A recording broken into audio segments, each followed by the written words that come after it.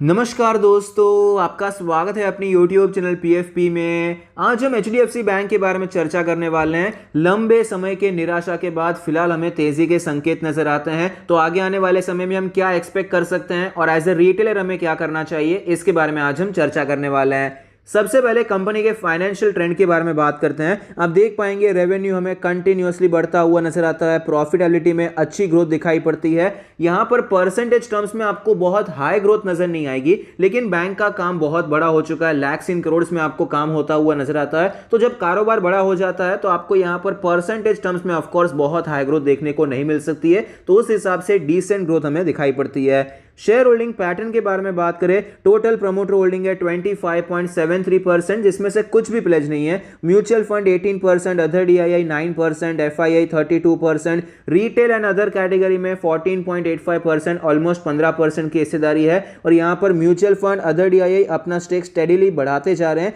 जबकि FIS का stake हमें कंटिन्यूअसली कम होता हुआ नजर आता है। तो ओवरऑल शेयर होल्डिंग पैटर्न मेरे हिसाब से अच्छा नजर आता है। वैल्यूएशन के बारे में बात करें, PE रेशियो 19.87 है, जबकि सेक्टर का 19.43 है, तो सेक्टर के साथ ही चल रहा है। लेकिन बैंकिंग स्टॉक में, फाइनेंशियल स्टॉक में प्राइस टू बुक रेशियो ज्यादा मायने रखता है, तो 3.05 का प्राइस टू बुक रेशियो है, जबकि सेक्टर का 2.11 है। तो अभी अपने सेक्टर के हिसाब से ये आपको ऑलमोस्ट 50% के प्रीमियम पे ट्रेड करता हुआ नजर आता है। लेकिन सेक्टर में अच्छी बुरी हर एक टाइप की बैंक होती है, उस हिसाब से एवरेज निकालकर सेक्टर का PB रेशियो बनता है, वैल्यूएशन बनता है। लेकिन HDFC बैंक में ऑफकोर्स क्वालिटी है, तो थोड़ा बहुत प्रीमियम तो यहां पर बनता है।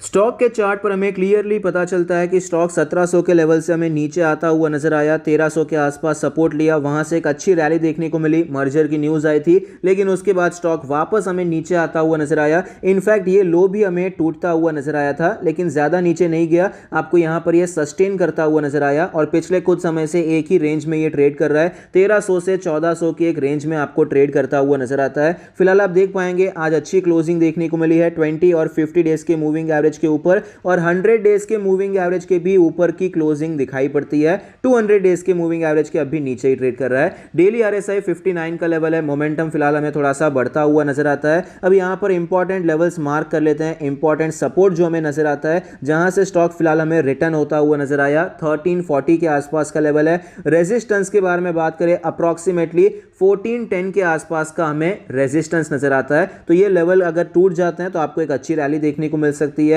वीकली चार्ट पे चलते हैं। वीकली चार्ट पे आप देख पाएंगे कि ये जो रेजिस्टेंस है, यहां पर सेम रेजिस्टेंस वीकली चार्ट पर भी नजर आता है और पहले ये वीकली चार्ट पर भी आपको कंफर्म होता हुआ नजर आया है। सपोर्ट के बारे में बात करें, इमीडिएट सपोर्ट तो ऑफकोर्स यहां पर 1340 का लेवल ही रहने वाला है। मंथली चार्ट पे चलते हैं। मंथली चार्ट पे आप देख पाएंगे जो रेजिस्टेंस हमें दिखाई पड़ता है, सेम लेवल है, ये 1400 के आसपास का लेवल, लेकिन सपोर्ट थोड़ा सा नीचे शिफ्ट हो जाएगा। 1250 के आसपास, 1260 के आसपास हमें सपोर्ट नजर आता है, जहां से स्टॉक हमें फिलहाल रिटर्न होता हुआ नजर आया। तो यहां पर क्लियरली रेजिस्टेंस आपको डेली, वीकली और मंथली चार्ट पे सेम नजर आता है। मतलब अगर ये लेवल टूट जाता है तो तीनों टाइम फ्रेम में आपको ये स्ट्रांग होता हुआ नजर आएगा। यहां पर मैं आपको एक्सप्लेन भी करना चाहूंगा। ये गिरावट हुई, लेकिन उसके नेक्स्ट महीने आप देखिए आपको एक बुलिश कैंडल देखने को मिली, नेक्स्ट महीने वापस एक बुलिश कैंडल, भले ये रेड कैंडल है लेकिन नीचे के लेवल से तो आपको बाइंग होती हुई नजर आई है। तो यहां पर अगर इसका हाई आपको टूटता हुआ नजर आता है तो आपको स्टॉक में बुलिश पावर बढ़ती हुई नजर आ सकती है। ये मंथली चार्ट से पता चलता है।